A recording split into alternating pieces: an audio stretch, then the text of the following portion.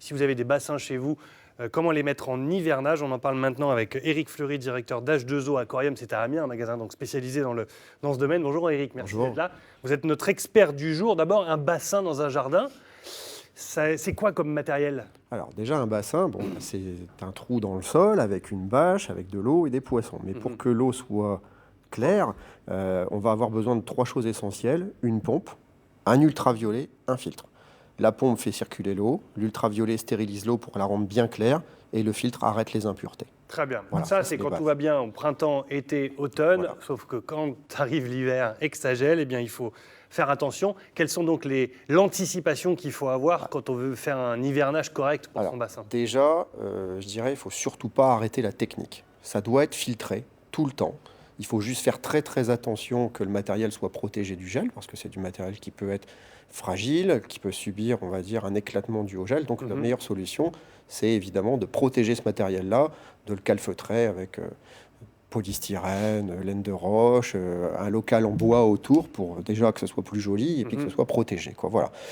En général aussi, on va travailler sur une nutrition différente au niveau des poissons, un aliment un peu plus gras. Souvent les poissons en plein été vont en surface, l'hiver ils sont un peu au fond, on va dire. Donc on va plutôt travailler avec une nourriture qui va aller vers eux, donc une nourriture qui coule, tout simplement. Comment on fait, parce que quand ça gèle bien, quand il y a un bon 5 cm, 3-4 cm de glace, les poissons, on les laisse dans l'eau sans problème. On les laisse dans l'eau, évidemment. Mais disons que si l'eau continue à circuler, donc déjà, ça va moins geler à certains endroits et ça va permettre, entre parenthèses, d'avoir des contacts entre l'air et l'eau, donc une oxygénation qui se fait plutôt correctement. Ouais. Souvent, la tendance, les gens arrêtent leur système de filtration pendant plusieurs mois, ne nourrissent pas leurs animaux et ça, c'est vraiment problématique. Et on a souvent des drames, on va dire, en début d'année où les poissons sont trop faibles pour redémarrer et il vaut mieux, entre parenthèses, les laisser respirer et les nourrir surtout. Le filtre, on va voir à quoi ça ressemble. Hein. En image, ce filtre, il est primordial. C'est le poumon finalement de... C'est la zone où toutes les bactéries vont équilibrer, on va dire, les déchets des animaux. Donc, il y a des masses de filtration, souvent en céramique, il y a des brosses. Là, c'est des espèces de... Voilà, là, c'est de la céramique, les petits carrés qu'on voit. Ça, c'est des brosses pour arrêter les plus grosses impuretés. Et disons que ça va vraiment permettre, je dirais, l'équilibre biologique du bassin. Voilà, c'est pareil que pour un aquarium, sauf qu'évidemment, c'est beaucoup plus vaste, on va dire, en termes de surface, quoi. Voilà. Ouais. Quel que soit le type de poisson qu'on met dehors, est-ce qu'ils peuvent passer l'hiver sans problème? Alors, la majorité des poissons qu'on va mettre en bassin, ce sont des poissons d'eau froide, style les poissons rouges, qui ne devraient jamais être dans une maison. Un poisson rouge, c'est un poisson qui fait 40 cm adulte, qui n'a rien à faire dans un bocal. On est un des rares pays encore à accepter les bocals à poissons rouges, donc ça, c'est une catastrophe. Un poisson rouge, c'est un poisson d'extérieur. Et souvent aussi, on met des carpes koi, qui sont des poissons qui peuvent aller quasiment au-delà de 80 cm. On va voir aussi d'autres images de bassins. Tous les bassins résistent à de fortes de températures froides, fraîches. Alors, disons que la plus grosse problématique, c'est si le bassin gèle et qu'il a été fait en construction dure, on va dire, béton, parpaing et tout ça, là, ça risque d'être vraiment problématique. D'où l'intérêt de surtout ne pas arrêter la circulation d'eau pour éviter ce phénomène de gel, quoi. Voilà, quoi. C'est en fait par l'agitation de l'eau que ça ne gèle pas, en fait. Une eau qui circule ne gèle pas, quoi. Voilà.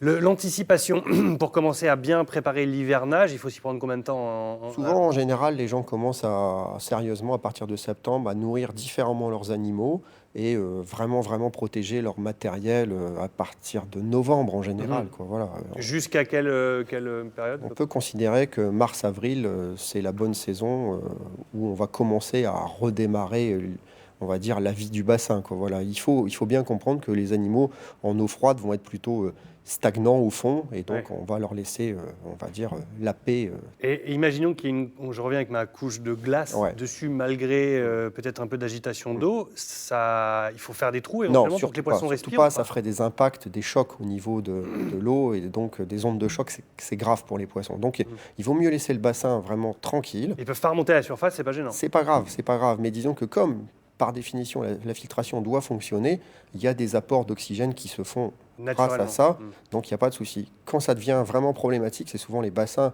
il n'y a pas assez de profondeur d'eau, et le gros problème, c'est qu'il y a des poissons qui peuvent être coincés par la glace, ça c'est déjà vu.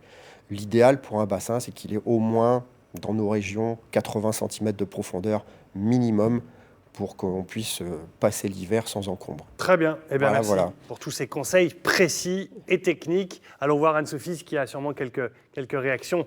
Parce que pas mal de gens sont sûrement concernés par ces bassins-là. Si vous avez des poissons rouges, mettez-les dehors. Voilà, aussi, on retiendra ça.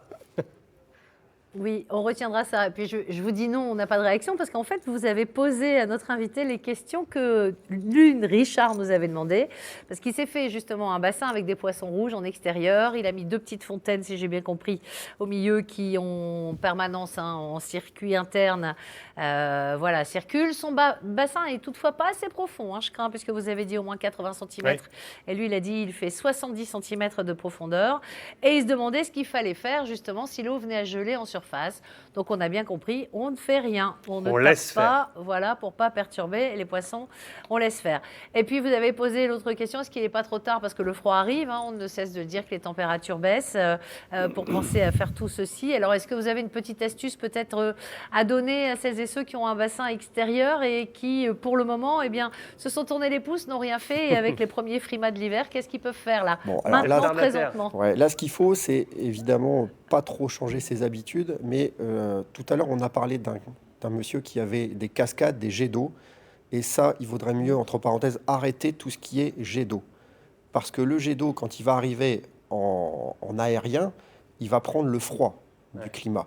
Et il vaudrait mieux, entre parenthèses, qu'il n'y ait pas trop de contact entre une cascade ou un jet d'eau et l'hiver.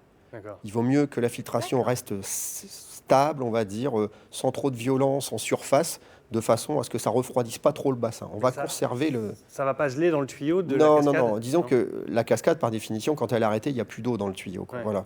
Mais ce qu'il faut bien comprendre, c'est que si on arrête, on va dire, cette circulation d'eau en jet d'eau, on va dire, on va garder une température vraiment plutôt stable. On va profiter du thermique du sol, en fait. Voilà. Donc ça, c'est important.